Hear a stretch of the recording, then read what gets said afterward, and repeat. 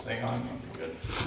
Thank you for your presentation. I really appreciate it. I do want to point out a couple things. Yeah. Number one, the legacy patients, which I don't particularly enjoy that term. Yeah. We did this to them. So we can never forget that these prescribing habits, we did. Yeah. And we've created this problem. And the second part about this, though, is absolutely we need to, I'm a firm believer in making things as patient-centered as we can. How do we implement that on a system-wide basis when we know that there are known associated harm with these medications? Now, what has been kind of absent in a lot of this discussion is what does chronic opioid therapy do to the brain? And when we start looking at that neurophysiology, what we see overlap with suicidality, we see overlap with other mental health disorders, we have overlap with worsening pain as well. So this is, I just want to point out that this is a huge issue.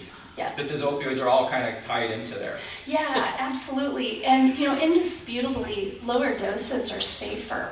But when we talk about mandating a taper and really going forward without having careful and thoughtful methods, by imposing that, we risk the gravest harm by destabilizing individuals, both medically and psychologically, and that is the inflection point that must be addressed. And absolutely 100% agree with that, and that was one of the reasons the top recommendation that we had in this task force, for which had gotten no press at all, was pain education. Yeah. Because there is rampant misinformation, there's rampant misunderstanding, there's rampant misconceptions when it comes to pain and drugs and all these other therapies. And that, I think, is one of the intentions that we are hoping to address in the future. Yeah. Because when you start looking at this stuff and you realize that where these drugs work in the brain, and every drug that we take works on a natural receptor, and we start realizing that those endogenous opioid systems are working on things like not only pain, but stress management, reward and motivation systems that are affecting other organ systems in their body. If we can incorporate that into good pain education, where you get providers to understand what this works with their patients, when you have people in the audience understanding what these drugs are doing long-term to you, lo and behold, then everybody's in agreement and on a path that we can move towards forward. I mean, it's very, very difficult to do on a public policy standpoint when we're in these little task force things and you have to put on one-page paper. But I do appreciate that, and I absolutely, how can we implement this? Now, I'm going to speak briefly to the audience members here. If you guys understood as well about how all this stuff worked together, I guarantee most of how many people love being on opioids? How many people enjoy being on these drugs? How many people have a choice? That's it, right? Amen. Well, I'm going to say here, we perceive we don't have a choice because we don't understand the issues enough. So I just want to... That may be your point of view. That's your point of view.